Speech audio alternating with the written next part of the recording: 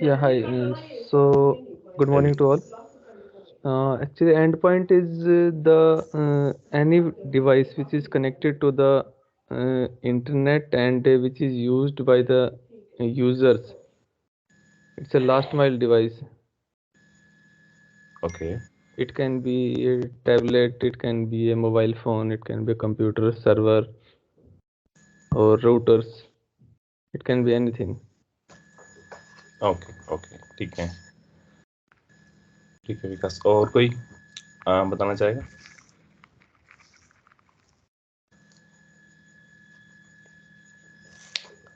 Okay okay, let me explain. And points एक remote computing device होती है जो कि किसी ऑर्गेनाइजेशन का एक लास्ट पॉइंट होती है, राइट? एंड उस लास्ट पॉइंट से आप और उस ऑर्गेनाइजेशन के इंटरनल रिसोर्सेज को एक्सेस कर सकते हो। इंटरनल रिसोर्सेज जैसे कि आप बात करो कि आउटलुक मेल्स हो गई, टीम्स हो गई, राइट? उन रिसोर्सेज को आप एक्सेस कर सकते हो, या फिर उस ऑर्गेनाइजेशन के नेटवर्क को भी एक्सेस कर सकते हो। जैसे कि किसी ऑर्गेनाइजेशन के डाटा सेंटर में किसी सर्वर को आरडीपी करना, या फिर कोई भी एक ट्रबल शूटिंग काम करना, तो उस एंड पॉइंट से हम डिफरेंट डिफरेंट टास्क कर सकते हैं।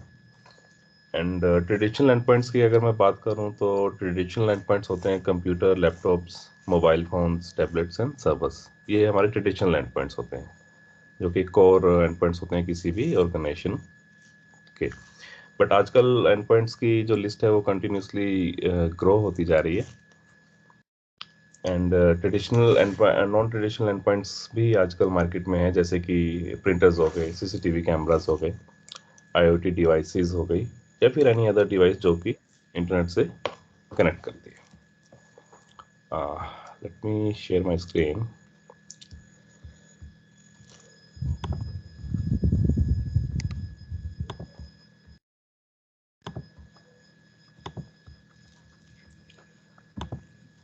तो अभी हमें जो पढ़ा है वो है कि एंड पॉइंट्स क्या होते हैं, राइट? तो जैसा कि मैंने बताया कि रिमोट कंप्यूटिंग डिवाइस होती है जो कि ऑर्गेनाइजेशन के नेटवर्क से कम्युनिकेट करती है। नॉर्मली जो ट्रेडिशनल एंड पॉइंट्स है वो हमारे desktop, laptop, smartphones, tablet and servers हैं। इतनी अंडरस्टैंडिंग हुई आपको कि क्या है एंड पॉइंट्स? Yes, Ankit.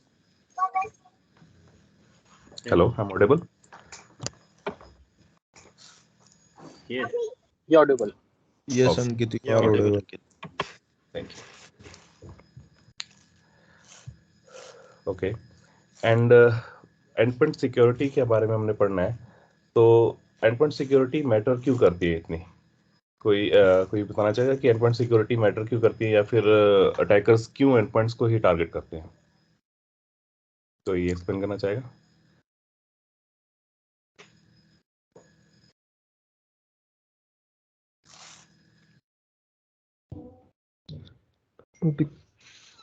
क्योंकि लास्ट माइल डिवाइस ही है, एंड पॉइंट डिवाइस ही है जो जिसके अंदर मतलब डेटाबेस अपना होता है, जो यूजेबल होती है और जो एक्टिव डिवाइस होती है एक्चुअल में। Okay I think okay so. Okay, let me explain. Ankit, sorry to interrupt you. भाई आप लोग भी इंटरेक्टिव बनाइए ना सेशन को। एटलीस्ट कुछ तो इतना तो हमें पता ही है कि ये एंड पॉइंट होते क्या है और क्यों इन पे ये अटैक होते हैं। ट्राई तो कीजिए ना। अभी बेसिक चीजें तो हमें सबको पता है ही है, और उसके बाद जब हम एमडी पे आएंगे तब अलग बात है। Right, okay. Okay, let me explain why endpoint security matter, या फिर अटैकर्स जो है वो एंडपॉइंट्स को ही टारगेट क्यों करते हैं। अटैकर जो है वो कंटिन्यूसली एंडपॉइंट्स को ही टारगेट करते हैं। इसका रीज़न है क्योंकि किसी ऑर्गेनाइजेशन के एंडपॉइंट्स को कॉम्प्रोमाइज करना एक बहुत ही इजी टास्क रहता है कंपेयर टू अगर उस ऑर्गेनाइजेशन के नेटवर्क या फिर उसकी फायरवॉल को अगर आप कॉम्प्रोमाइज करना चाहते हो, उसके कंपेयर में किसी भी एम्प्लॉय का लैपटॉप एक ईजी टारगेट रहता है, राइट? ईजी टारगेट क्यों रहता है? क्योंकि आजकल जो यूजर्स हैं वो रिमोटली काम कर रहे हैं, जैसे आप लोग भी वर्क फ्रॉम होम काम कर रहे हो, आप ऑर्गेनाइजेशन के नेटवर्क से बाहर आके उस ऑर्गेनाइजेशन के रिसोर्सेज को एक्सेस कर रहे हो। तो उससे क्या होता है कि वो एक जो एंड पॉइंट है वो एक वल्नरेबल पॉइंट बन जाता है उस ऑर्गेनाइजेशन का, जिसको टारगेट करना एम्प्लॉय को फोल करके और डिवाइस को कॉम्प्रोमाइज इजीली कर सकते हैं, राइट। और अटैकर्स के डिफरेंट डिफरेंट मोटिव्स होते हैं एंड पॉइंट को कॉम्प्रोमाइज करने के लिए।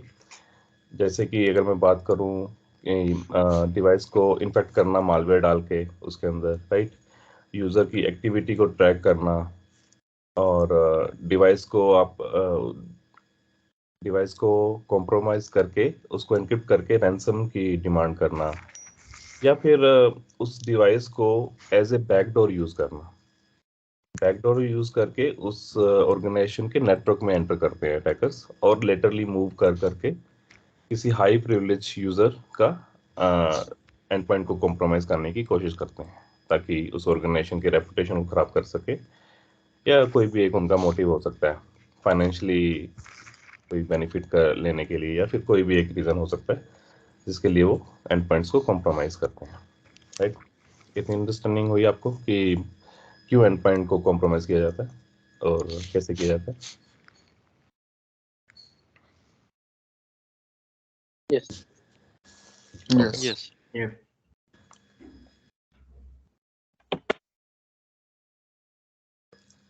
और एंड पॉइंट्स जो होते हैं उनको डिफ़िकल्ट भी हो गया एक्चुअली आजकल प्रोटेक्ट करना।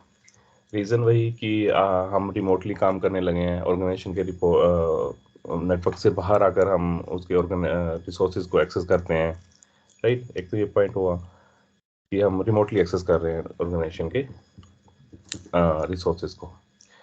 एंड जो आजकल आईटी टीम्स होती हैं हमारी, उनके पास लेस एक्सेस होता है हमारे एंड पॉइंट्स का कंपेयर टू इंटरनल नेटवर्किंग की। अगर मैं बात करूं तो आईटी टीम इंटरनल नेटवर्किंग को ज़्यादा सिक्योर कर पाती है, बट एंड पॉइंट्स को नहीं कर पाती, क्योंकि उनके पास एक्सेस नहीं होता एंड पॉइंट्स का। एंड एंड पॉइंट जो डिवाइसेस हैं उनकी वैरायटी बहुत है, मेक, मॉडल, ऑपरेटिंग सिस्टम, उन पे इंस्टॉल्ड एप्लीकेशन डिफरेंट डिफरेंट होती हैं। तो डिफरेंट डिफरेंट एंड पॉइंट्स के लिए डिफरेंट सिक्योरिटी पोस्चर चाहिए रहता है, ताकि वो अटैक को फेस करने के लिए रेडी रहें। अब अगर मैं बात करूं किसी सिक्योरिटी पॉलिसी की, जो कि मान लो आपने किसी स्मार्टफोन के लिए लगाई है, तो वही सेम सिक्योरिटी पॉलिसी किसी सर्वर के लिए एप्लीकेबल नहीं होगी, या फिर वो पॉलिसी सर्वर को प्रोटेक्ट नहीं कर पाएगी। तो डिफरेंट डिफरेंट पॉलिसीज चाहिए रहती हैं हर एक एंड पॉइंट्स के लिए, क्योंकि variety of and points available है मार्केट के अंदर। दूसरा एक डिपेंड करता है कि एम्प्लॉय के ऊपर भी, कि एक कंपनी का एम्प्लॉय मान लो वो लैपटॉप को रेगुलरली अपडेट कर रहा है, राइट, किसी रिस्क को अवॉइड करने के लिए, बट साथ में एक लेजी एम्प्लॉय है जो कि अपडेट्स को अवॉइड कर देता है और पेंडिंग रखता है अपडेट्स को, जिससे कि उसका लैपटॉप या कोई भी डिवाइस उसकी वल्नरेबल हो जाती है, जो इजीली कॉम्प्रोमाइज की जा सकती है। तो बहुत सारे फैक्टर हैं, इसलिए एंड पॉइंट सिक्योरिटी इतनी मैटर करती है आज के टाइम में। मेन रीज़न ये है कि हम रिमोटली काम कर रहे हैं, सबसे बड़ा रीज़न ये है, राइट। इतना अंडरस्टैंड हुआ आपको? अंकित एक पॉइंट और ऐड करना चाहूँगा यहाँ पे। हम्म, तो वो ठीक बात है कि हम रिमोटली कनेक्ट करते हैं, और दूसरा कि आप अपने नेटवर्क से बाहर होते हैं। अगर हम राइट, अपने कंपनी के नेटवर्क में होते हैं तो we have a firewall, we have different different tools to protect against those attacks. But अगर कंपनी के बाहर से, तो हम कहीं पे भी किसी भी नेटवर्क से कनेक्ट कर लेते हैं, हम देखते कहाँ पे हैं, हमें कहीं पे भी। राइट, और पहले तो, अभी ठीक है कि हम अपने घर पे होते हैं, पहले तो हमें जहाँ पे भी फ्री वाईफाई मिला या कुछ मिला तो कनेक्ट कर लिया, और आज के टाइम पे भी ऐसा होता है। यस यस, किसी भी सो कैफे हाँ, हाउस में या कहीं पे भी। हाँ, तो कहीं पे भी कनेक्ट कर लिया। और यहाँ इवन घर पे भी हम पासवर्ड क्या क्या रखते हैं आज के टाइम पे भी, आज के टाइम पे वो airtel@123 या कुछ और रख लेंगे, अपने नाम से रख लेंगे, जो इजीली क्रैक किया जा सकता है। तो वहाँ पे भी एक एक ये फैक्टर है कि हम अपने नेटवर्क से बाहर होते हैं, तो कोई भी इजीली अपने अपने सिस्टम को हैक कर लेगा या फिर उसको एक्सेस कर लेगा। राइट, ये संकेत। या थैंक यू योगेश। तो इतनी अंडरस्टैंडिंग हुई कि हम एंड पॉइंट सिक्योरिटी क्यों इतनी मैटर कर रही है आज की डेट में। Yes. Yeah. Yes, sir. Yes. Okay, thank you. Yes. Yes. तो अगर हम बात करें अटैक वेक्टर्स की एंड पॉइंट्स के ऊपर, तो डिफरेंट डिफरेंट टाइप के अटैक वेक्टर्स हो सकते हैं, जैसे कि फिशिंग अटैक हो गया, फाइललेस मालवेयर है, रैंसमवेयर है, जीरो डे अटैक है एंड पोटेंशियली अनवांटेड एप्लीकेशंस होती हैं। तो इसके बारे में हम एक एक करके डिस्कस करते हैं। अगर मैं पहले बात करूं फिशिंग अटैक की, तो फिशिंग अटैक आई थिंक आप सबको अंडरस्टैंडिंग होगी कि फिशिंग अटैक एक्चुअली होता क्या है। कोई एक्सप्लेन करना चाहेगा फिशिंग अटैक के बारे में?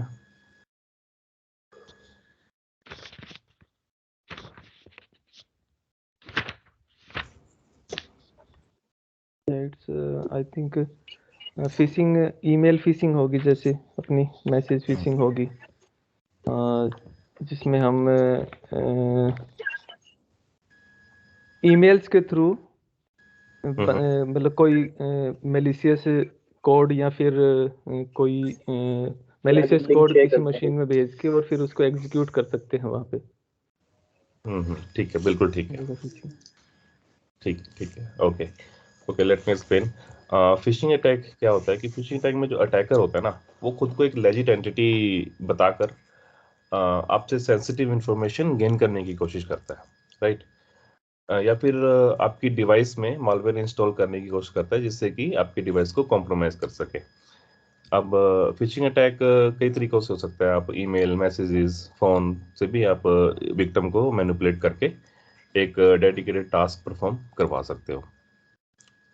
और मेनली उस टारगेट क्या होता है, उस एंड पॉइंट को कॉम्प्रोमाइज करना। उसके बाद हमारा आता है फाइललेस अटैक, फाइललेस मालवेयर। फाइललेस मालवेयर का अंडरस्टैंडिंग है आपको कि कभी सुना है इस वर्ड के बारे में? नहीं। Okay, let me explain. Fileless attack में क्या होता है कि जो भी मलिशियस पेलोड होता है वो हार्ड डिस्क में स्टोर ना होकर रैम में स्टोर रहता है, राइट? बट एंटीवायरस का क्या काम रहता है हमारा? एंटीवायरस जो है वो आपकी हार्ड डिस्क को कंटिन्यूसली स्कैन करता रहता है। वो अपने डाटाबेस से आपकी जो फाइल्स हैं आपके हार्ड डिस्क के अंदर उनको स्कैन करता है। अगर कोई मैच कर गई तो उसको एज ए मालवेयर डिक्लेयर कर देता है और उसको जो भी स्टॉप करता है, रिमूव करता है, वो उसकी एक्टिविटी है। बट जो फाइललेस अटैक होता है वो रैम में स्टोर होता है, राइट? और रैम में स्टोर होके वो क्या करता है कि विंडोज़ की एक लेजिट प्रोग्राम्स होते हैं जैसे कि पावर शेल हो गया या फिर कमांड प्रॉम्प्ट हो गया, उनको यूज़ करके, या फिर ऑफिस मैक्रोज हो गए, उनको यूज़ करके ये अटैक को एग्जीक्यूट करते हैं। अटैक को कैसे एग्जीक्यूट करते हैं? जैसे कि कोई रजिस्ट्री वैल्यूज़ को चेंज कर देना विंडोज़ की डिवाइस में, तो इसको हम फाइललेस अटैक बोलते हैं। और फाइललेस अटैक कभी भी किसी एंटीवायरस की उसमें नहीं आ पाता, मतलब एंटीवायरस उसको पकड़ नहीं पाता, इसलिए इसको फाइललेस अटैक बोला जाता है, जो कि एक रैम में स्टोर होता है। अगर आप अपने लैपटॉप को रीस्टार्ट कर देते हो तो वहाँ से वो फ्लैश आउट हो जाता है और उसका कोई इम्पैक्ट नहीं रहता। कई बार आपने देखा होगा कि डिवाइस स्लो हो जाती है या फिर कोई डिफरेंट टास्क परफॉर्म कर रही होती है, तो हम रीस्टार्ट करते हैं तो वो ठीक काम करने लगती है। कभी कभी ये रीज़न भी होता है। तो इसको हम एडवांस सोफिस्टिकेटेड अटैक्स भी बोलते हैं, फाइललेस अटैक को। और नेक्स्ट वेक्टर है हमारा रैंसमवेयर। रैंसमवेयर का तो आप सबने नाम सुना ही होगा और आपको आइडिया होगा कि रैंसमवेयर एक्चुअल में होता क्या है। कोई बताना चाहेगा कि रैंसमवेयर कभी सुना हो आपने? यार इस बार विकास हाँ, तो यादव के अलावा विकास कोई के अलावा ट्राई कोई करो बोल ना। कोई। ये रैंसमवेयर एग्जैक्टली क्या करता है? ये स्क्रीन वगैरह को मतलब कि लॉक कर देता है, यूजर को एक्सेस नहीं करने देता सिस्टम वगैरह। Right right right. Ransomware exactly क्या करता है फाइल को आपकी? इनक्रिप्ट करता है ये। सॉरी, तो फाइल को इनक्रिप्ट कर देता है, देन उसके बाद वो रैंसम को मांगते हैं। राइट राइट, बिल्कुल ठीक। आपकी हार्ड डिस्क को एनक्रिप्ट करके आपसे रैंसम की डिमांड की जाती है। वो भी एक तरह का मालवेयर कैटेगरी के अंदर ही आता है रैंसमवेयर, राइट? और उसके बाद है zero day attacks. Zero day attacks में क्या होता है कि अटैकर क्या करता है कि आपके वल्नरेबिलिटीज को एक्सप्लॉइट करने की कोशिश करता है, राइट? अब वल्नरेबिलिटीज क्या होती हैं? वल्नरेबिलिटीज जैसे कि हम कोई सॉफ्टवेयर यूज़ कर रहे हैं या फिर कोई एप्लीकेशन यूज़ कर रहे हैं, तो उसमें कोई वल्नरेबिलिटीज आ जाती है। मान लो आपने पीछे सुना हो कि log4j वल्नरेबिलिटी बड़ी पॉपुलर हुई थी, जिसमें कि अटैकर क्या कर सकते थे, रिमोटली आपकी मशीन के अंदर कोड एग्जीक्यूट कर सकते थे उस वल्नरेबिलिटी को एक्सप्लॉइट करके। तो मेन टारगेट यही रहता है यूजर अटैकर का कि जैसे तैसे करके एंड पॉइंट को कॉम्प्रोमाइज करना।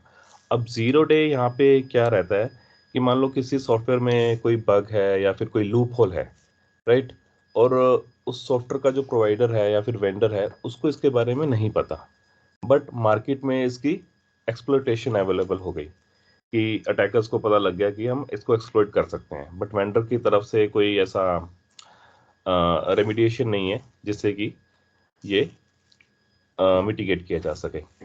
तो उसके लिए फिर हमारे पास टाइम नहीं होता या फिर वेंडर के पास टाइम नहीं होता कि इस वल्नरेबिलिटीज को ठीक करने के लिए, तो उसको हम जीरो डे अटैक बोलते हैं। तो इसमें अगर आप पढ़ोगे जो भी फ्लॉ या फिर कोई भी इश्यू है उस सॉफ्टवेयर के अंदर, उसको मिटिगेट करने के लिए जीरो टाइम होता है, मतलब हमारे पास टाइम नहीं होता, उसको हम जीरो डे अटैक्स बोलते हैं। तो लॉक4j एक सबसे बड़ी वल्नरेबिलिटी लास्ट ईयर आई थी, उसके बारे में अगर आप गूगल करके देखोगे तो आपको पता चलेगा। और लास्ट में आती है potentially unwanted applications. Potentially unwanted वो वेक्टर है जिसको हम अननोइंगली अपनी डिवाइस में इंस्टॉल कर लेते हैं। जैसे कि जब हम कोई सॉफ्टवेयर इंस्टॉल करते हैं तो यस यस यस करते हुए चले जाते हैं और इंस्टॉल कर देते हैं उस सॉफ्टवेयर को, बट उससे होता क्या है कि जब हम यस यस यस प्रेस करते हैं तो डिफरेंट अटैक एक्सटेंशन ब्राउज़र में ऐड हो जाती हैं या फिर कोई अनवांटेड एप्लीकेशन पैरेलली डिवाइस में इंस्टॉल हो जाती है, जो कि एक कारण बनती है अटैक का। जैसे कि हम बात करें कि यूटोरेंट हो गया या फिर कोई ब्राउज़र की एक्सटेंशन हो गई जो कि आपने अननोइंगली अपने ब्राउज़र अपने डिवाइस में इंस्टॉल कर ली। एंड ये जो पोटेंशियली अनवांटेड एप्लीकेशंस होती हैं, ये ऑर्गेनाइजेशंस की कोई यूज़ की नहीं होती। तो ऑर्गेनाइजेशन चाहती है कि हमारी डिवाइसेस के अंदर एटलीस्ट ऐसी एप्लीकेशंस ना इंस्टॉल्ड हो। जैसे कि मैंने बात की यूटोरेंट हो गया या फिर कोई यूट्यूब डाउनलोडर हो गया जो यूज़र कभी कभी इंस्टॉल कर लेते हैं अपने डिवाइसेस के अंदर। तो इसकी अंडरस्टैंडिंग हुई आपको कि क्या क्या डिफरेंट अटैक वेक्टर्स होते हैं एंडपॉइंट्स के?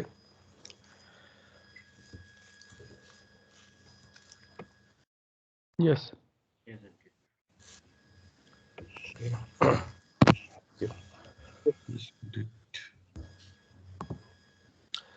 तो अभी हम बात करते हैं कि different between traditional endpoint security and modern endpoint security.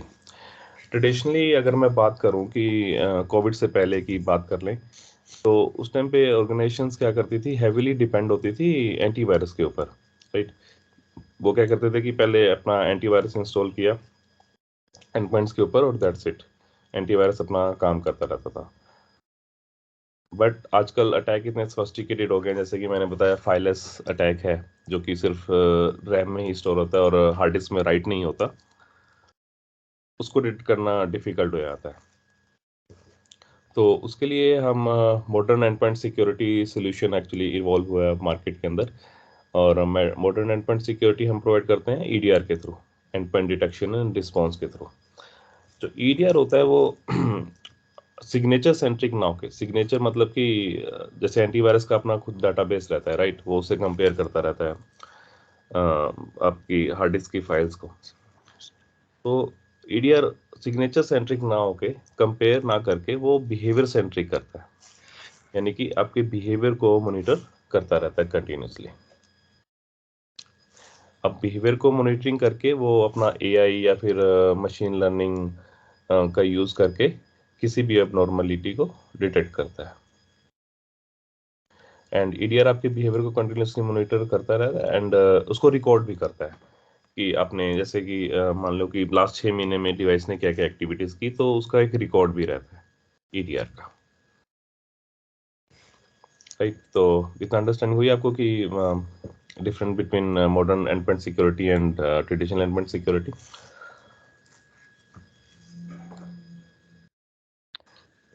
Yes, Ankit. Okay.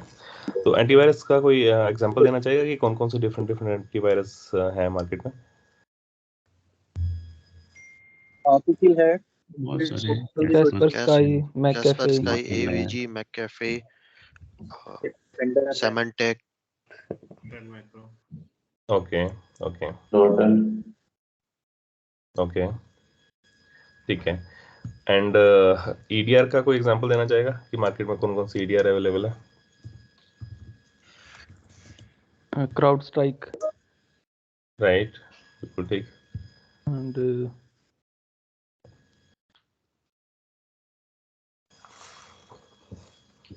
Mostly जो आपने एंटीवायरस के नाम लिए हैं ना, मोस्टली अब आजकल सभी ईडीआर सोल्यूशन भी प्रोवाइड करने लगे हैं, जैसे कि 10 माइक्रो किसी ने नाम लिया था I think. And point, and point. एक है Microsoft defender for and point, इसके बारे में सुना होगा आपने कभी। yes, VMware का कार्बन ब्लैक है ईडीआर सोल्यूशन, एंड CrowdStrike का फैल्कन है। तो डिफरेंट Cynet है, Cynet 360 के नाम से आता है एक। ठीक है। तो सभी ये ईडीआर सोल्यूशन आजकल मार्केट में अवेलेबल है। तो ऑर्गेनाइजेशन क्या करती हैं कि antivirus and EDR both combination use करती हैं एंड पॉइंट्स को प्रोटेक्ट करने के लिए, राइट। तो ये मेनली हमारा काम है। तो नेक्स्ट, व्हाट इज एवी? एवी वही सिंपली एक सॉफ्टवेयर रहता है एंटीवायरस, जो कि आपके हार्ड डिस्क को कंटिन्यूसली बैकग्राउंड में स्कैन करता रहता है। जब भी आप कोई फाइल डाउनलोड करते हो या कि कोई फाइल ओपन करते हो तो एवी उसको स्कैन करता है कि वो मालवेयर है कि नहीं, अपने डाटाबेस से कंपेयर करता है एंड उस सॉफ्टवेयर की कैरेक्टरिस्टिक्स को मैच करके उसको एज ए मालवेयर डिक्लेयर करना नहीं करना, या फिर ट्रोजन वॉर्म हाउस वॉर्म्स को डिक्लेयर करना, उस पर डिपेंड रहता है कि वो कंपेयर हो पाता है कि नहीं।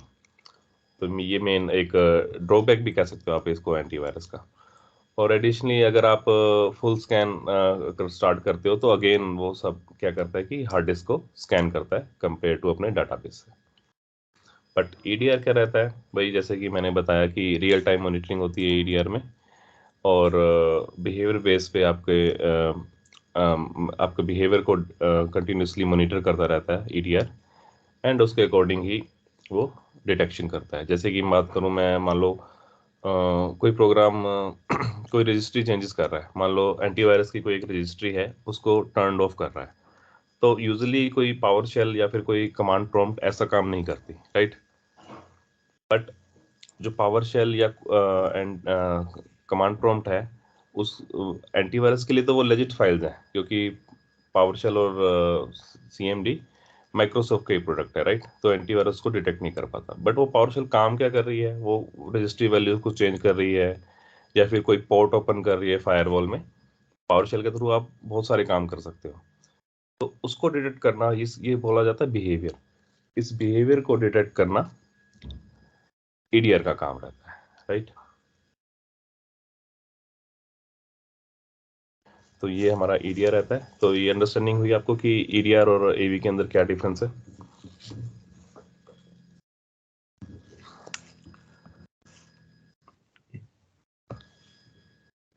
यस अंकित। ओके,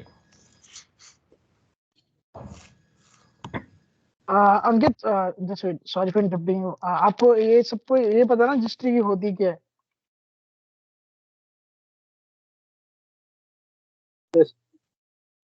आइडिया है ना रजिस्ट्री रजिस्ट्री क्या वैल्यू होती मैं है? आपको शो कर देता हूँ कि कहाँ होती है हमारी। विंडोज तो ये हमारी रजिस्ट्रीज वैल्यू होती है यहाँ पे। जैसे कि अगर मैं बात करूँ एंटीवायरस की रजिस्ट्री की, ये एक तरह डेटाबेस है आपका, विंडो का डेटाबेस, जो भी हो रहा है इसमें स्टोर हो रहा है।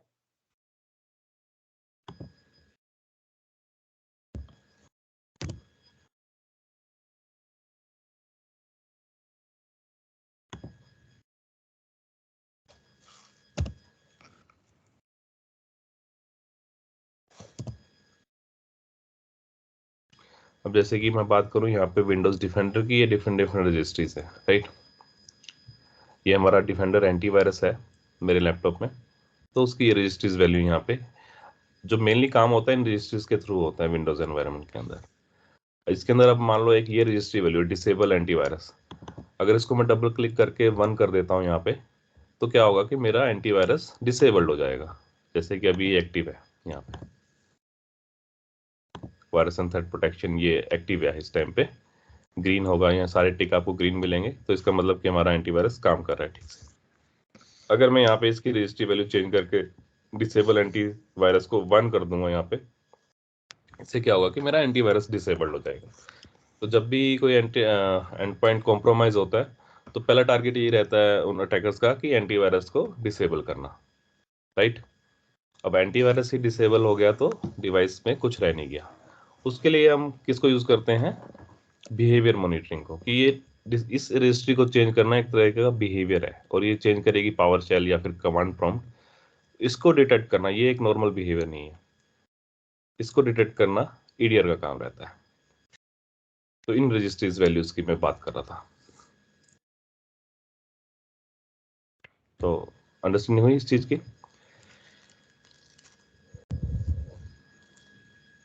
Yes sir. Okay, thank you. तो नेक्स्ट हम बात करते हैं कि difference between antivirus and EDR.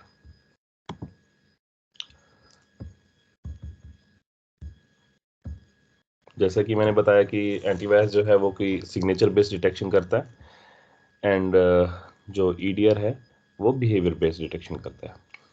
Antivirus का क्या काम है, वो सिर्फ आपके एंड पॉइंट्स को ही प्रोटेक्ट कर सकता है लिमिटेड स्कोप तक, बट जो ईडीआर है वो आपके होल नेटवर्क, ऑर्गेनाइजेशन का network along with endpoint, हर एक चीज को प्रोटेक्ट करता है कि लेटरल मूवमेंट हो रही है कि नहीं हो रही नेटवर्क में, नेटवर्क को भी प्रोटेक्ट करता है और आपके एंड पॉइंट्स को भी प्रोटेक्ट करता है।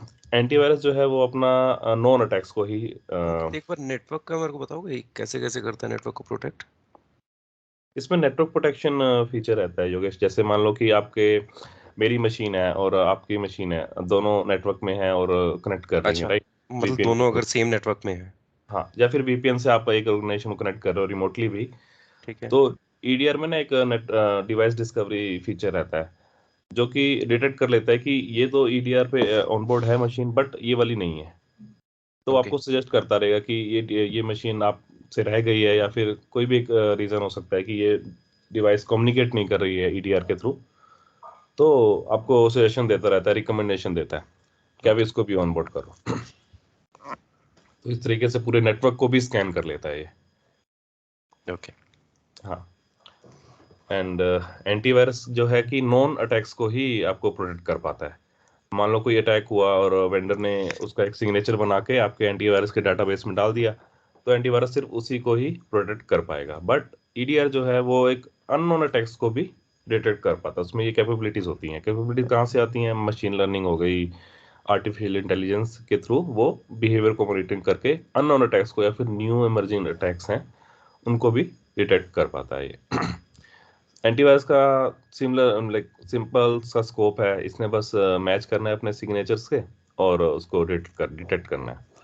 बट ईडीआर जैसे मैंने बताया मशीन लर्निंग, आर्टिफिशियल इंटेलिजेंस को यूज करके डिटेक्शन को करता है। एंड एंटीवायरस फाइललेस अटैक्स को डिफेंड नहीं कर पाता एंड ईडीआर कर पाता है। जैसे कि मैंने बताया कि फाइललेस अटैक्स में क्या होता है कि रैम के अंदर पेलोड स्टोर होता है और हार्ड डिस्क में राइट नहीं होता, तो वहां से अटैक्स को एग्जीक्यूट किया जाता है। ईडीआर उसको डिटेक्ट कर लेता है बिहेवियर मॉनिटरिंग के बेस पे। इसमें ऑप्शन रहता है मलिशियस फाइल को किल करना या क्वारंटाइन करने का ऑप्शन रहता है। ईडीआर के अंदर किल, क्वारंटाइन, रेमीडिएट करना और रोल बैक के ऑप्शन भी रहते हैं। अगर मान लो आप कोई फॉल्स पॉजिटिव डिटेक्शन हुई है जो कि एक लेजिट आपका सॉफ्टवेयर था कंपनी का, वो डिटेक्ट हुआ है, तो आप रोल बैक ऑप्शन भी कर सकते हो। और एंटीवायरस का एक फायदा ये रहता है कि ये ऑफलाइन प्रोटेक्शन भी कर पाता है। मान लो इसके डाटाबेस में सिग्नेचर्स हैं और इसने लोकली कंपेयर करना है आपके डिवाइस के ऊपर, तो ये ऑफलाइन प्रोटेक्शन प्रोवाइड करता है। ईडीआर की एक लिमिटेशन है कि आपकी डिवाइस इंटरनेट से कनेक्ट होनी चाहिए कंटिन्यूसली। अगर ये इंटरनेट से बात नहीं कर रही या फिर कनेक्ट नहीं है तो उसमें क्या रहता है कि ईडीआर प्रोटेक्ट नहीं कर पाता, क्योंकि ये एक क्लाउड सोल्यूशन है और ऑनलाइन होना इसके लिए बहुत जरूरी है, क्योंकि ऑनलाइन ही ये पोर्टल से आपकी डिवाइस कनेक्ट करती है और कम्युनिकेशन करती है। तो ऑफलाइन प्रोटेक्शन ईडीआर प्रोवाइड नहीं कर पाता, ये इसका एक ड्रॉबैक आप कह सकते हो। एंटीवायरस जो है वो वीकली या डेली स्कैन्स के ऊपर आपका डिपेंड करता है कि आपने क्या स्कैन शेड्यूल किए हुए हैं, तो उसके ऊपर डिपेंड करता है। बट ईडीआर जो है वो कंटिन्यूसली मॉनिटरिंग करता रहेगा आपके बिहेवियर को और वो रिकॉर्ड भी करता रहेगा, अपने डाटाबेस में स्टोर करता रहेगा कि इस यूजर ने इस टाइम पे ये किया, एक एक सेकंड की इंफॉर्मेशन होती है एडीआर के अंदर। एंटीवायरस का क्या काम रहता है, कभी कभी आपकी डिवाइस को स्लो भी कर सकता है, क्योंकि कुछ स्कैनिंग के टाइम पे आपके रिसोर्सेज ज़्यादा कंज्यूम हो जाते हैं, सीपीयू हो गया, रैम हो गया, तो उसको ज़्यादा कंज्यूम करके ये आपकी डिवाइस को स्लो कर सकता है। इसलिए मोस्टली ऑर्गेनाइजेशन एंटीवायरस की सीपीयू यूटिलाइजेशन 20 to 50% ही रखती हैं। बट ईडीआर क्या है कि डिवाइस का परफॉर्मेंस फास्ट रखता है, क्योंकि वो कंटिन्यूसली मॉनिटरिंग कर रहा है, उसको पूरा डिवाइस एक बार में स्कैन करने की जरूरत नहीं पड़ती, कंटिन्यूसली आपके बिहेवियर को मॉनिटरिंग कर रहा है। तो ये डिफरेंस रहते हैं मेनली एंटीवायरस और ईडीआर के लिए।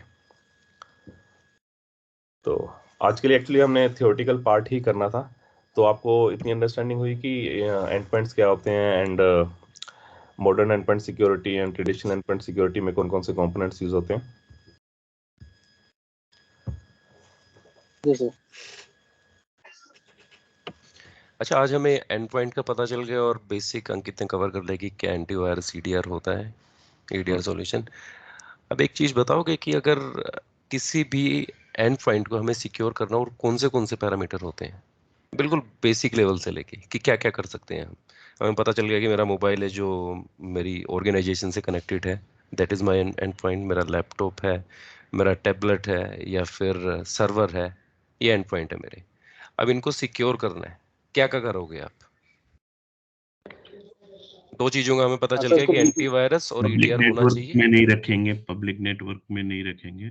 हाँ और बिल्कुल, दूसरा स्ट्रॉन्ग पासवर्ड, ठीक है। Strong password. दूसरा पब्लिक पासवर्ड। नेटवर्क ये तो अप्लाई हो गया कि सर्वर के ऊपर, कि मेरा सर्वर ऑर्गेनाइजेशन में है किसी क्लाउड पे, बट मेरा लैपटॉप उसको मैं कैसे रोकूं पब्लिक नेटवर्क में ना रखने से? सर VPN कनेक्ट करके। अच्छा, उसको वीपीएन कनेक्ट करेंगे। वीपीएन के अलावा किसी कोई और सॉल्यूशन है? MFA ऑथेंटिकेशन यूज करेंगे। हाँ जी, वो भी बिल्कुल इम्पोर्टेंट है। एमएफए करेंगे यूज, एमएफए करेंगे यूज जब भी अपनी मशीन से कनेक्ट करेंगे, या फिर पासवर्ड लेस यूज करेंगे, वो भी एक एमएफए का ही मेथड है। ओके, और दूसरा गूगल वगैरह से अननेसेसरली कुछ भी इंस्टॉल नहीं करना। हाँ, ये तो वो अनवांटेड ये यूआरएल्स के ऊपर नहीं। अच्छा, हाँ हाँ, ये विकास ने भी सही बोला, और एक और जिसने बोला था कि गूगल से अननेसेसरी कुछ भी डाउनलोड ना कर सकें। अब वो फंक्शनैलिटी अपने पास होती थी कहाँ पे, जब हम ऑर्गेनाइजेशन में होते थे तो एक प्रोक्सी सॉल्यूशन होता था, प्रोक्सी में रूल लगे होते थे कि आप फेसबुक ओपन ना कर पाए, आप ये यूआरएल ओपन ना कर पाए। बट अब घर पे ऐसी कौन सी चीज़ है जो आपको रोक रही है? कैसे कर पाते हैं वो? कोई प्रोक्सी सॉल्यूशन है, कैसे होता है? आप लोगों ने देखा होगा ना, कंपनी के लैपटॉप से अभी भी आप अगर यूज कर रहे हैं घर पे, तो आप कुछ वेबसाइट है वो ओपन नहीं कर पाएंगे अगर आप इवन इंटरनेट से भी कनेक्ट हैं। सर उनकी पॉलिसीज उसका लगी तो हैं, उसको डीएनएस ब्लॉक ब्लॉक होता वो है। तो प्रॉक्सी सेटिंग्स। ओके, मतलब कहीं ना कहीं तो रूल लगा हुआ है प्रॉक्सी बिल्कुल सर्वर के थ्रू ब्लॉक है ना, करते प्रोक्सी सर्वर के थ्रू। उसी तरह। ठीक है, चलो और और कोई इसके अलावा? इसके अलावा system security as well. System security, that means window कि लाइक जो विंडोज उस, डिफेंडर एंड हाँ, विंडो डिफेंडर या फिर उसकी विंडो की खुद की फायरवॉल है, करेक्ट। उसको भी वहाँ पे हम कंप्लीट कोई भी पोर्ट जो फालतू के उनको ओपन नहीं रखेंगे, वो भी सिक्योर होना चाहिए। और सर्वर की बात आए तो सर्वर अगर किसी ऑन प्रीमिसेस पे है, क्लाउड पे है, तो वो ओपनली नहीं होना चाहिए। तो इम्पोर्टेंट थिंग कि किसी भी ओपन नेटवर्क से कनेक्ट नहीं होना चाहिए, उसके पास पब्लिक आईपी नहीं होनी चाहिए, पब्लिक सबनेट में नहीं होना चाहिए। और दूसरी इम्पोर्टेंट चीज़ है कि उसके ऊपर कोई भी फायरवॉल लगी हुई है तो उसके कोई भी पोर्ट, अननेसेसरी पोर्ट ओपन नहीं होने चाहिए कि कोई भी आए और आके कनेक्ट कर ले उससे डायरेक्टली। ये राइट, भी एक इम्पोर्टेंट फैक्टर है। राइट।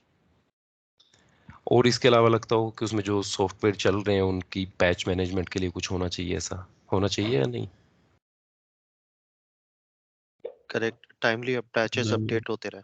हाँ, तो उसके लिए भी हमें कोई स्मार्ट सॉल्यूशन चाहिए कि टाइमली पैचेज अपडेट होते रहें अपने आप, या फिर एटलीस्ट हमें इंफॉर्मेशन मिलती रहे कि आपका ये पैच अपडेट नहीं है, you have to update this patch. तो वल्नरेबिलिटी मैनेजमेंट अपने को टूल चाहिए उसके लिए। ओके। और कोई पॉइंट आता हो माइंड में? मतलब सिंपली वैसे सोचो कि अपना एक लैपटॉप है भाई, उसको सिक्योर करना है। DLP क्या हम ये कह सकते हैं कि जैसे ब्लूटूथ ऑन रहता है कई बार, हम हमेशा वो भी नहीं रखना चाहिए? हाँ बिल्कुल नहीं रखना चाहिए ब्लूटूथ। अब ब्लूटूथ ठीक है नहीं रखना चाहिए भाई, लेकिन फिर हम अपने जो डिवाइसेज है, जो उनसे कैसे वेरिएबल, कनेक्ट जो करेंगे? उनसे कैसे कनेक्ट करेंगे? बट लेकिन आई मीन जब नेसेसरी है तभी कनेक्ट करना चाहिए, बस that's what I am saying. Right. And user के पास एलिवेटेड राइट्स नहीं होने चाहिए डिवाइस के ऊपर, जैसे कि वो कोई कॉन्फ़िगरेशन चेंजेस ना कर पाए। मान लो यूजर खुद ही एंटीवायरस ऑफ कर दे, उसको एडमिन कुछ राइट्स ऐसा नहीं होने चाहिए। सॉफ्टवेयर इंस्टॉल करना चाह रहा है वो अपनी डिवाइस पे, जिससे कि एंटीवायरस अनइंस्टॉल करना चाह रहा है, तो वो राइट्स नहीं होने चाहिए यूजर के डिवाइस के ऊपर। तो एडमिन के पास ही होते हैं। Right right. तो आपने देखा ही होगा कि आपके पास ज़्यादा राइट्स होते नहीं आपकी डिवाइसेस पे, तो यही रीज़न है, हार्डन की होती है डिवाइस को। बिल्कुल। और एक और कंसेप्ट होता है गोल्डन इमेज का, अगर आप लोगों ने सुना हो तो आइडिया है किसी को, कोई एक्सप्लेन करना चाहेगा? हाँ मुझे, हाँ गोल्डन इमेज हुई कि जो लेटेस्ट इमेज। ठीक है, लेटेस्ट इमेज, लेटेस्ट मतलब in terms of in terms of I think like for, अगर माइक्रोसॉफ्ट का यूज़ कर रहे हैं, कोई भी डिवाइस यूज़ कर रहे हैं, अगर नेटवर्क का ही कोई डिवाइस यूज़ कर रहे हैं, सिस्को का यूज़ कर रहे हैं, तो उसमें गोल्डन इमेज होनी चाहिए। अगर कोई फायरवॉल यूज़ कर रहे हैं, उसका सॉफ्टवेयर दैट इज फाइन कि गोल्डन इमेज होनी चाहिए, बट होती क्या है गोल्डन इमेज? किसको? देखो, इमेज क्या होता है ऑपरेटिंग कि सिस्टम जब हम इंस्टॉल करते हैं तो हमें एक इमेज चाहिए होती है। अब उसको, किस इमेज को हम गोल्डन इमेज बोलेंगे? गोल्डन इमेज वही जो जिसमें वल्नरेबिलिटी कम से कम हो। हाँ बिल्कुल। तो गोल्डन इमेज होती है कि हम वल्नरेबिलिटी, सही बात है, बिल्कुल कम से कम हो, और किसी न किसी वल्नरेबिलिटी टूल के साथ हमने उसको स्कैन करके और फिर बताया कि यार ये हमारी गोल्डन इमेज है। और इमेज हमने वो कैप्चर कर रखे जो अंकित ने बताया कि ऑलरेडी उस पर कुछ रेस्ट्रिक्शन लगी हो, या हमने जो भी सेटिंग करनी है कि यार ये प्रिविलेज देने हैं, ये पोर्ट ओपन रखने हैं, ये नहीं रखने हैं।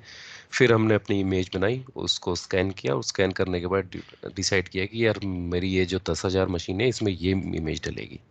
तो ऐसा तो होता नहीं है कि मैं बार बार हर एक सिस्टम पे जाऊंगा और उसका स्कैन करूंगा, जिस जिसके पोर्ट ओपन करने हैं या क्लोज करने हैं वो करूंगा, ऐसा तो होता नहीं है। तो दैट मीन्स कि गोल्डन इमेज यूज की जाती है। और वो किसी स्टैंडर्ड को के लिए कंप्लाइंट भी होनी चाहिए, हाँ, जैसे कि ISO वगैरह। राइट। डिफरेंट स्टैंडर्ड रहते हैं मार्केट में, उसके कंप्लाइंट होनी चाहिए।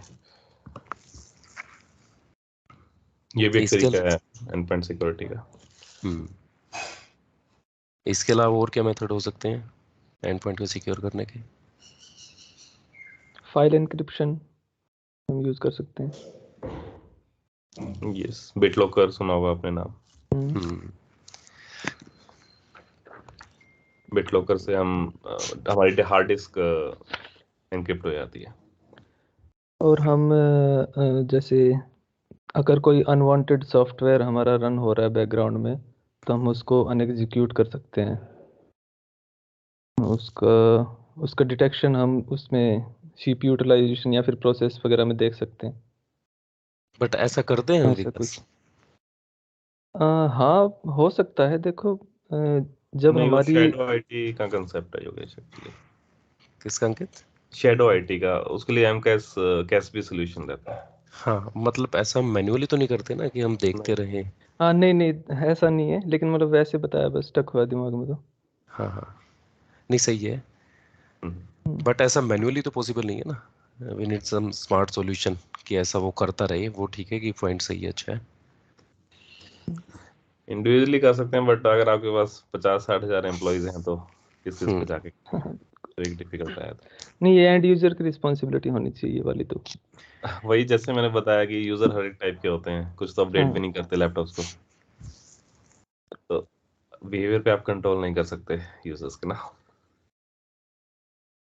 और उसके अलावा डाटा प्रोटेक्शन भी एक रहता है एंड पॉइंट सिक्योरिटी में। मान लो कि आप आउटलुक से कुछ ईमेल का डाटा कॉपी करके व्हाट्सएप पे नहीं डाल सकते, तो वहाँ पे रिस्ट्रिक्शन लगी होती है। अगर आपने कभी अपने फोन से ट्राई किया होगा कि आउटलुक या टीम पे कोई मैसेज है, उसको कॉपी करके आप अपने व्हाट्सएप पे पेस्ट करना, वो अलाउड नहीं करता। आजकल वो पीके टोकन भी यूज होते हैं मेल शेयर करने के लिए। सॉरी, मैं कह रहा हूँ आजकल पीके टोकन भी यूज होते हैं मेल शेयर करने के लिए कि वो ऑथेंटिकेटेड यूजर कोई जाए। वो एमएफए का एक एग्जांपल है। सिग्नेचर के लिए यूज करती है। ओके। और योगेश डाटा बैकअप भी एक ऑप्शन हो, जो अपना जितना भी इसमें है डाटा ड्राइव में, वो हम कहीं स्टोर करें कि किसी वर्चुअल ड्राइव पे। हाँ बिल्कुल बिल्कुल सही बात है ये भी। मतलब इन केस के अगर अपना डाटा ब्रीच हो जाता है, अपना डाटा चला जाता है, तो एटलीस्ट अपने पास बैकअप तो रहे। और स्पेशली सर्वर के ऊपर तो एप्लीकेबल होता ही है ये, कि कहीं ना कहीं हम उसका बैकअप लेके चलें। हाँ, सर्वर का करते हैं, एंड मशीन का तो हम कभी नहीं करते। नहीं, एंड मशीन का नहीं करते हैं मोस्टली, बट सर्वर का करते हैं। सर्वर के लिए हम मोस्टली जो स्नैपशॉट है, अगर आपने सुना हो, आपने AWS में की हो कवर, तो स्नैपशॉट और बहुत सारे मेथड है, या फिर बैकअप रिकवरी हम बना के चलते हैं पूरे एक दूसरे रीजन में क्लाउड में। रैंसमवेयर प्रोटेक्शन का सबसे अच्छा तरीका यही होता है कि आप उसका बैकअप लेके रखें। अगर मान लीजिए सपोज कोई रैंसमवेयर अटैक हो भी गया, तो आप अपनी फाइलें रिकवर कर ले अपने बैकअप से। बिल्कुल। उसके लिए डिफेंडर में हरी भाई एक ऑप्शन दिया हुआ है एंटीवायरस के अंदर। अगर आप अपना एंटीवायरस ओपन करके देखो तो अकाउंट प्रोटेक्शन एक ऑप्शन रहता है हमारे पास, तो वो आपका बैकअप लेता है। और आउटलुक ड्राइव होगी, आपने सुना, वन ड्राइव होती है, वो बैकअप लेती रहती है कंटिन्यूसली। मैं स्क्रीन शेयर करके दिखाता हूँ। तो सर जैसे जब सिस्टम ही हमारा ब्लॉक हो गया, तो फिर उसके बाद हम लॉगिन कैसे करेंगे सिस्टम के अंदर? वही बताता हूँ, जैसे अब अकाउंट प्रोटेक्शन है, हमारे पास जो लोकल अकाउंट्स होते हैं हमारे आउटलुक्स में, उसमें इतना हमारे पास स्टोरेज स्पेस नहीं रहता, सिर्फ 15 GB मिलती है। बट जब ऑर्गेनाइजेशन के आउटलुक अकाउंट होते हैं, तो ये अकाउंट माइक्रोसॉफ्ट का अकाउंट है ना, ये वन ड्राइव होती है यहाँ पे एक, और वो बैकअप लेती रहती है आपके डिवाइस का। तो मान लो आपका डिवाइस एनक्रिप्ट हो भी गया, ठीक है, उससे कोई फर्क नहीं पड़ता, उस अकाउंट को आप किसी और डिवाइस में लॉगिन करके वहां से भी अपना बैकअप डाउनलोड कर सकते हो, क्योंकि आपका बैकअप जो है वो आपकी पर्सनल ईमेल आईडी के अंदर होगा। तो ये अकाउंट प्रोटेक्शन का ऑप्शन यहाँ पे दिया गया है विंडोज सिक्योरिटी में डिफेंडर के अंदर, जो कंटिन्यूसली बैकअप लेती रहती है।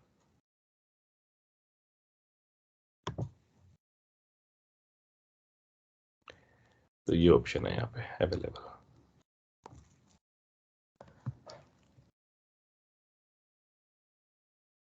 और कोई ऑप्शन बताना चाहेगा, किसी के माइंड में आ रहा हो? फ्री की एडवर्टाइजमेंट पे क्लिक नहीं करना। राइट, वो एक तरह का फिशिंग ही है। फिशिंग है वो। राइट। यूएसबी पोर्ट्स को डिसेबल रखना। हाँ, वो एंड पॉइंट मैनेजमेंट के अंदर आया था कि आप यूएसबी, मतलब एक ऑर्गेनाइजेशन ही डिसाइड करती है कि डिवाइस पे यूएसबी पोर्ट अनेबल होना चाहिए या नहीं होना चाहिए। इसके अलावा स्क्रीन शेयरिंग का भी रहता है कि यूजर किसी रिमोट डिस्प्ले पे स्क्रीन शेयर कर पाए या ना कर पाए, वो भी पॉलिसी बना सकते हो आप। तो वैरायटी बहुत है एंड पॉइंट सिक्योरिटी की, बहुत सारे ऑप्शन रहते हैं कंट्रोल करने के एंड पॉइंट्स को।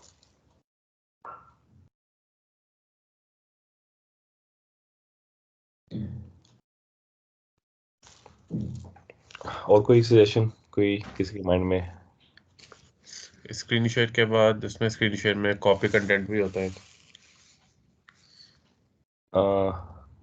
कॉपी कैसे, एक्चुअली मुझे इसके अंदर सुननी है। जैसे किसी ने स्क्रीन शेयर की हुई है, तो उसका जो रिमोट यूजर होगा वो कंटेंट को कॉपी भी कर सकता है स्क्रीन शेयर के थ्रू। तो अगर वो स्नैपशॉट्स लेना, नहीं स्नैप नहीं, फिजिकली कॉपी भी कर सकते हैं, कॉपी बल्कि कर सकते एज हैं इन एक मशीन से नॉर्मल दूसरी कॉपी। ओके ओके वो भी डिसेबल होता है बड़ी ऑर्गेनाइजेशन में। ओके इसका आइडिया नहीं जैसे है। कई बार माइक्रोसॉफ्ट टीम्स में देखने को मिलता है कि अगर स्क्रीन शेयर्ड है तो आप उसका स्क्रीनशॉट नहीं ले सकते, वो हाँ वो ब्लैक भी ब्लैक है, आएगा बस। स्क्रीनशॉट हाँ भी वो है है। और फिजिकल कॉपी भी है। फिजिकल कॉपीज हो जाती हैं, अगर किसी की स्क्रीन शेयर हो तो वहां से कॉपी पेस्ट कर सकते हैं हम अपनी मशीन पे। हाँ वो अच्छा भी ऐसा लॉक पॉसिबल होता होता है है? अपनी। मतलब अभी जैसे अंकित ने स्क्रीन शेयर कर रखी थी तो कोई कॉपी कर सकता है? हाँ भाई थोड़ा डिफिकल्ट लग रहा है मुझे। हाँ मैं स्नैपशॉट नहीं, लेके मुझे भी देखिए डाटा समझ में में डाल नहीं दो। आया। ये हर उस टूल में नहीं होता है, लेकिन हाँ जैसे एनीडेस्क हो गया, जूम हो गया, अच्छा इनके थ्रू हम कर सकते हैं। अच्छा ठीक है स्काइप पे आई थिंक डेस्क के थ्रू आइडिया भी नहीं। ओके लॉगमिन है जैसे, या फिर BTRS है, बियॉन्ड ट्रस्ट आई थिंक। हम्म। ठीक है ओके देन आज के लिए इतना ही बेसिक अंडरस्टैंडिंग थी हमारी, एंड पॉइंट क्या होते हैं एंड एंड पॉइंट्स की प्रोटेक्शन के लिए हम क्या क्या ऑप्शन रहते हैं, और आजकल इतनी इम्पोर्टेंस क्यों है एंड पॉइंट सिक्योरिटी की। तो कल से या फिर नेक्स्ट वीक मंडे से हम EDR एक प्रोडक्ट है Microsoft defender for and point, उसके बारे में पढ़ेंगे, उसका ओवरव्यू एंड कैसे फंक्शनलिटी रहती है, कैसे डिवाइस ऑनबोर्ड होती हैं, वो सारा हम करेंगे। ठीक है thank you Ankit. Yogesh. Okay okay thank you thank you Ankit, thank thank you. You Yogesh. Okay, guest thank users you Rohit, एक बार थैंक यू नाम योगेश, बता देना अपने थैंक्स प्लीज। एवरीबॉडी। हेलो, हाँ या यार है ये guest page guest user guest user हैं, जो भी गेस्ट यूजर के नाम से ना करें ज्वाइन। कौन है, पर नाम बता दीजिए प्लीज। सॉरी, रिकाश क्या है? रिकाश मैं डाल दूँ। तुमने एग्जिट कर दिया क्या? गेस्ट यूजर्स कौन है? रोहतास। एक ही है। दो हैं सर यहाँ तो। Vikas is typing something. One second. Rohtas Rohtas Rohini. अच्छा, रोहतास। ये रोताश है। विकास पहले मेरा गेस्ट यूजर शो कर रहा था, आई थिंक मैंने नेम चेंज कर दिया था, वो चेक करना होगा। हरीश बात कर रहा हूँ। हाँ हरीश का दिख रहा नहीं, है। आपका तो आ गया, एक और था यूजर। रोहतास है विकास हो। नहीं, एक हेमंत रोहतास रिकॉर्डिंग है, बंद एक करते हैं। और है। दो गेस्ट यूजर हैं।